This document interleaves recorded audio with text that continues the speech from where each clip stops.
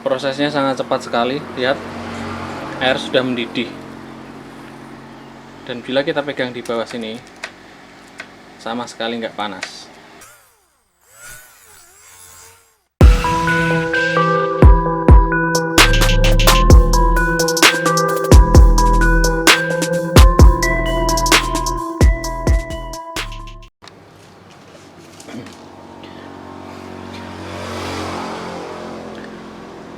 Oke sobat, jumpa lagi di channel saya.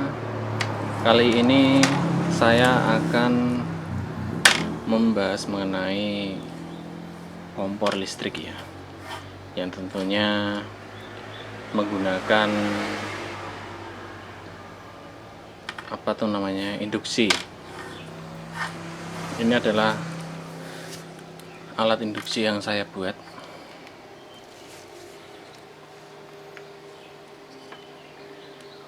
Ya, menggunakan dua buah MOSFET IRF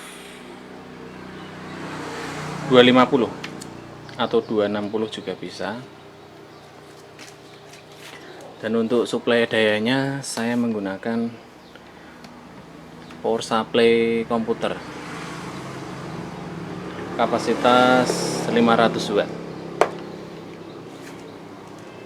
Kita akan coba, kita uji apakah kompor induksi ini bisa kita gunakan untuk merebus air atau menggoreng. Kita akan coba. Banyak yang tanya tentang skema induksi heater yang saya buat, dan kali ini saya akan menggambarkan skemanya, dan saya akan menggambar untuk skema yang paling sederhana dan umum dibuat ya, dan skemanya banyak beredar di internet. Oke, kita mulai membuatnya.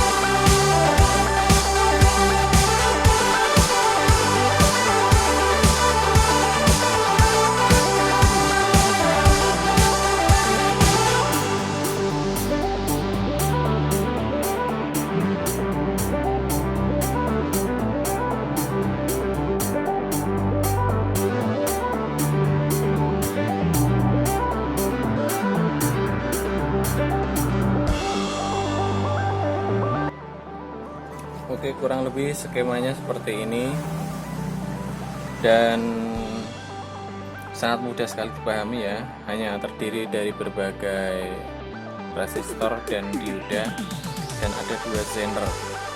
Dan untuk komponen utamanya adalah 2 buah MOSFET.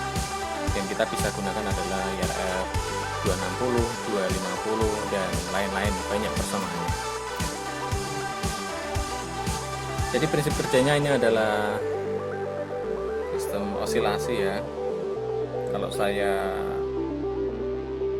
menerangkan sistem kerjanya, jadi dari output MOSFET 1 kita umpan balikkan ke gate MOSFET 2. Sebaliknya dari output MOSFET 2 kita umpankan ke gate MOSFET 1.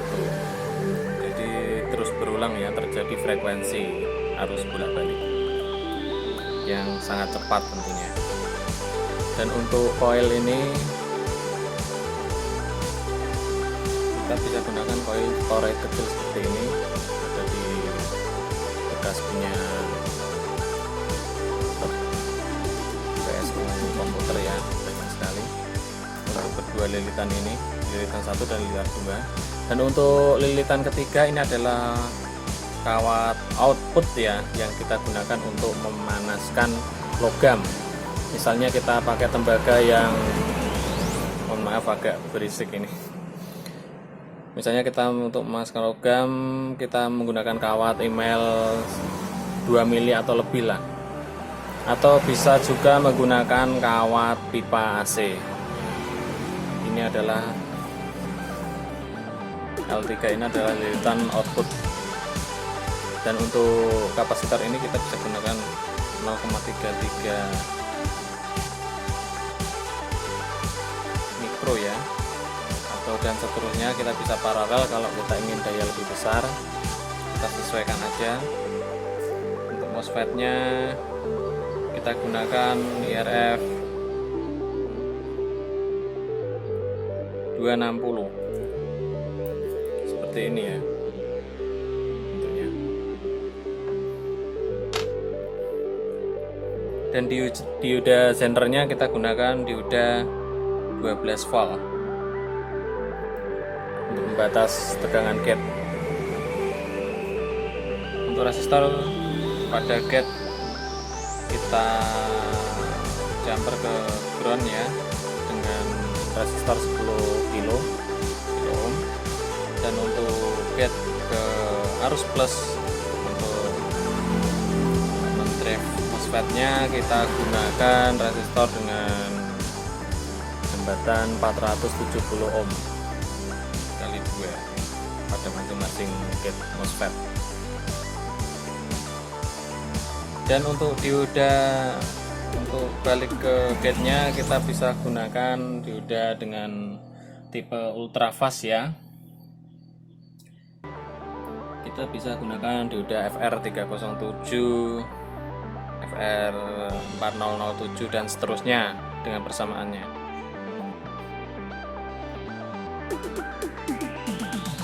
Yang jelas ultrafast.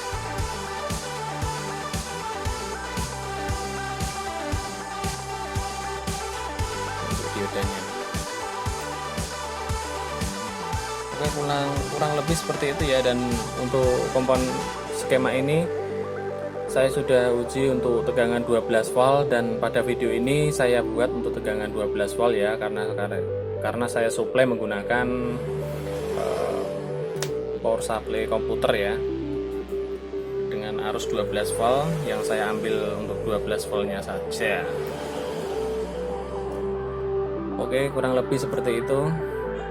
Terima kasih.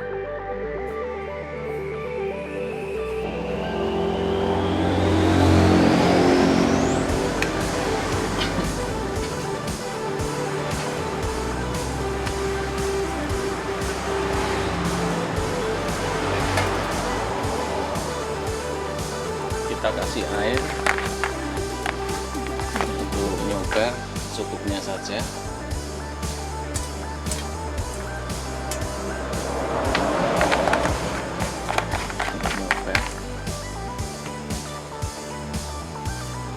Kita hidupkan dulu mesin induksinya.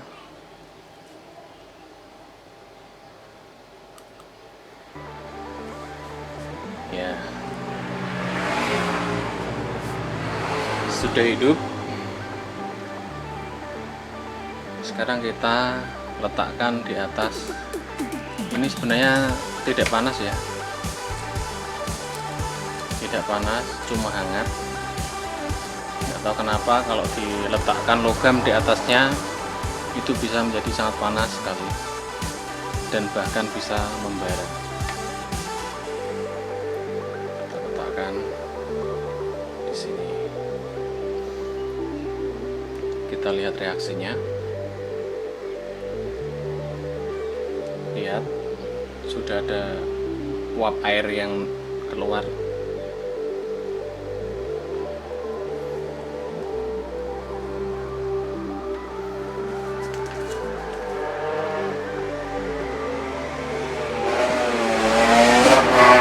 Sangat cepat sekali.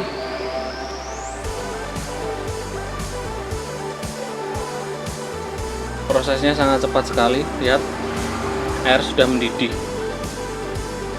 Dan bila kita pegang di bawah sini, sama sekali nggak panas, cuma hangat. Ya, cuma hangat. Tapi ini air bisa mendidih.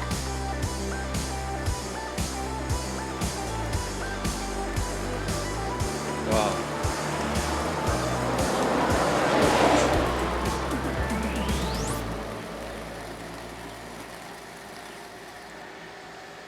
Dan saya rasa untuk menggoreng pun juga bisa ini. Pasti bisa. Coba kita matikan alatnya.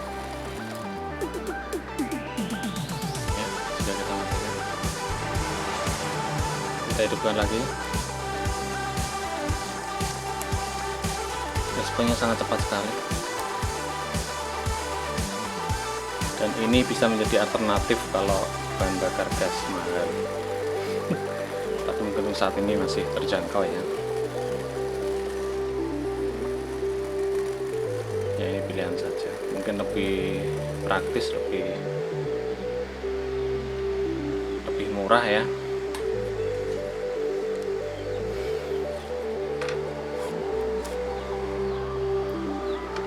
Dan sekian dari saya, ini adalah uji coba saya mencoba kompor induksi buatan yang hanya menggunakan komponen sederhana saja, kapasitor, oil, MOSFET, dan beberapa resistor.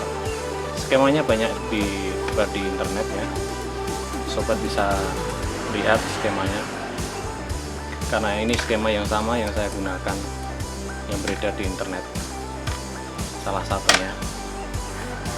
Cuma mungkin perbedaannya dari segi komponen. Masalahnya ini komponen cuma komponen bekas yang saya gunakan. Ya, sekian video dari saya kali ini, semoga menjadi bermanfaat ya, atau sobat bisa membuatnya sendiri di rumah. Oke, sekian video dari saya. Jangan lupa komen, like, and subscribe channel saya.